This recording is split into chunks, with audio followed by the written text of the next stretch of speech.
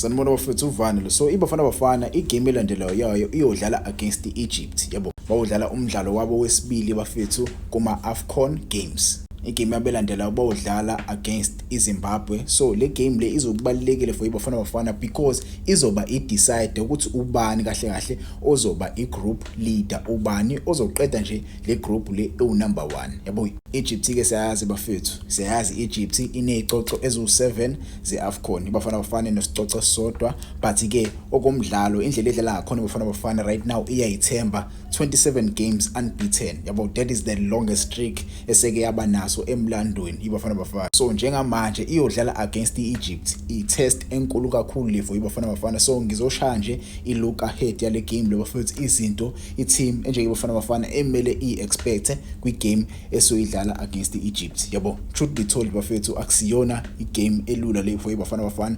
There are many players kule squad esinaso right now abazoba tested. Yabo there are many players. Yabo ngikhuluma nje ngabadlali abanjengongezana. Abadlali abanjengongezana benombokazi. Le partnership leya okwamanje basadlale ama games awu2. First game yabo if I'm not mistaken they were playing against Nigeria. Yabo I may be lying, you can comment lapho ngikhumbuza ukuthi babedlala nini, but ke second game yabade bedlala against iAngola. Yabo ipartnership yabo for me it was shaky but ke at least abajita bakwazi ukuthi bayibambe siqine. Yabo izoba tested ipartnership yabo ukuthi lapha esiswini bafethu kudingeka icreativity. Last game we saw igame yethu esibuya kuyona bafethu sikwazi ukuthi siwine le game le, kodwa ke nje wasiyodlala against a team like Egypt kumele senze sure ukuthi asidingi into eyiningi lapha. Siyazi ukuthi Egypt there are many creative players. For me Egypt mwasubheka abadlali babo abadlala phambili Mohamed Salah, there's a player that is called Adel odlalela iPyramids FC, ubani lo mjida lo Imam Ashur odlalela iAl Ahly, mase kubani kube uMamush odlalela iMan City. Labo badlali labo those are creative players, but other than those 4 players mwasubheke isquad sani seEgypt, isquad vele bafethu esijwayele ukudlala ngaso Orlando Pirates and Mamelodi Sundowns. Lama team lawa asejwayele vele ukudlala nama club ase North Africa. So for me I think they do understand indlela edlala ngakhona Egypt. It's just that kuno Mohamed Salah, mase kuba khona no Mamush, mase kuba khona no Imam Ashur. Labo badlali labo abazozama ukuthi baqhamuke ne creative brilliance. Yabo because ibona abazozama ukuthi bayishukumise iBafana Bafana. For me we simple lento kumele kuvalwe labadlali labesazi kahle ukuthi bazoba ama creative players for Egypt. Njengo Mohamed Salah for me I think umbokazi mase athole nje imandate ukuthi hamba uvala uSalah. I think lapho sokwazi ukuthi sishaye athole imandate uModawo ukuthi ahamba uyovala bani, ahamba uyovala lo mjida lo Mamush. Laba abanye ke bafethu obani labajida abadlala eswini yabo oMokwena benosithole bazokwazi ukuthi bavale laphana obani oImam Ashur beno Adel. Sikwazi usibavalo labo bajida labo. Asikuthi the rest of the squad for me I don't think sizokwazi ukuthi sinikeze inkinga iBafana Bafana. But ke when it comes to i-attack yethu yesiBafana Bafana, for me I think kumele kube khona ushintsho. Lento leya Hugo Bros engafuni ukushintsha abadlali.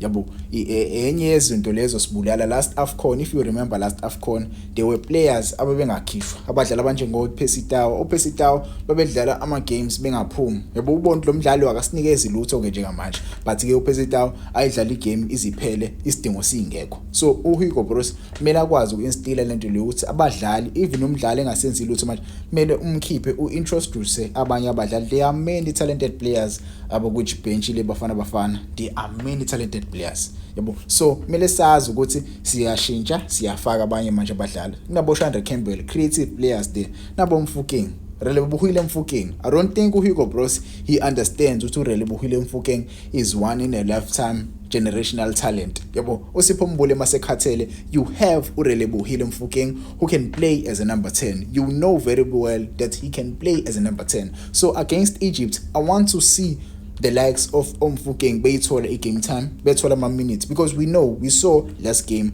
ukuthi umjida ubani uSipho Mbule ubengekho mnandi. I don't know, maybe siso sePirates seBafana Bafana sePirates ngixolisi seBafana Bafana besingekho balanced. Yabo I feel like ukudlalisa uSithole with uMokwena abajida yabo they are too defensive both. Yabo I know ukuthi uSithole number 10 but uSithole uno number 10 lo ubuya abe defensive kakhulu. Yabo akanikeza uSipho Mbule the creativeness ayitholi le creativity mfethu umjida yabo sidinga abadlali abazokwazi ukuthi baphushe baye phambili bazokwazi ukuthi basinikeze creativity ubonile sengena uObas ukwazi ukuthi awubambe unumber 6 masathi ukukhupha kancane ke bafethu uMokwena athi ukuthola ifreedom lapho usithole njalo yabo angazi abakhulumile yini lapha washo ukuthi mfethu awuthi ukukhupha kancane yabo because uyakwazi ukuyibambela uObas lapha iqini so you need some creativity lapha esiswini bafethu kona sizokwazi ukuthi simove ibhola kahle ibhola ngeke limove kahle umkwena menge umjida lo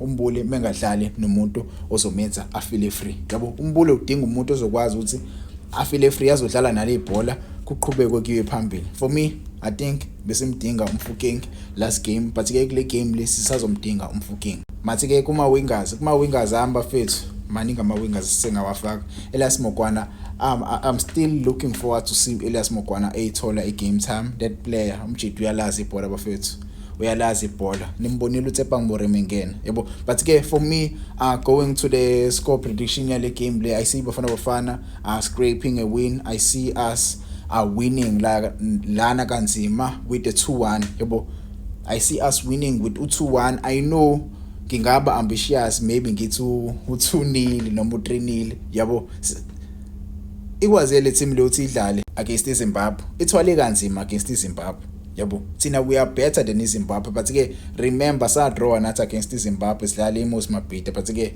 asazi this is Egypt this is a different ball game siyodlala le North Africa ama fans akhona azobegcwele kakhulu indlela eyisimanga so amanye ama players angifuni ashaya uvalo kakhulu vele sesijwayele i-treatment esiyithola le North Africa sijwayele nje treatment yabo obani onkota basibakora against uAl Ahly uMfukeng they know this these players know this umdawu bayakwazi labo oMokwena bayakwazi lokhu bafethu yabo so angifuni ke manje kube ngazi ukuthi into esingayijwayele bayazi kahle lento lesiyidlala ibalike kanjani eAfrica ibhola la eAfrica ama team la eSouth Africa aselidominate kakhulu ibhola la eAfrica in the last 5 years nje sesilidominate kakhulu ibhola la eAfrica so angifuni ke lapho mase sifika sodlala against Egypt sidlale ngayo sibhola silazi yabo kumele nje kwazi ukuthi osala ukhala phansi because umbokazi ukhona uMamush ukhala phansi because iVurvai khona ubani uEmam Ashore yabona ke nje loyo ke nje angifuni usho kumbala yabo angifuni usho kumbala loyo because ngosikhathi sidlala nePirates wayengekho yabo way off ngosikhathi bedlala neSundowns wayengekho way off yabo so bafethu mina ngokwami ayisi Bafana iwina le game le but ke ngeke kube igame emnandi ngeke kube igame elula for Bafana wena ke ngokwakho ungangitshela lapha kuma comments how do you see this game do you think Bafana will get a point in this game do you think sizokwazi ukuthi siqualify ku last 16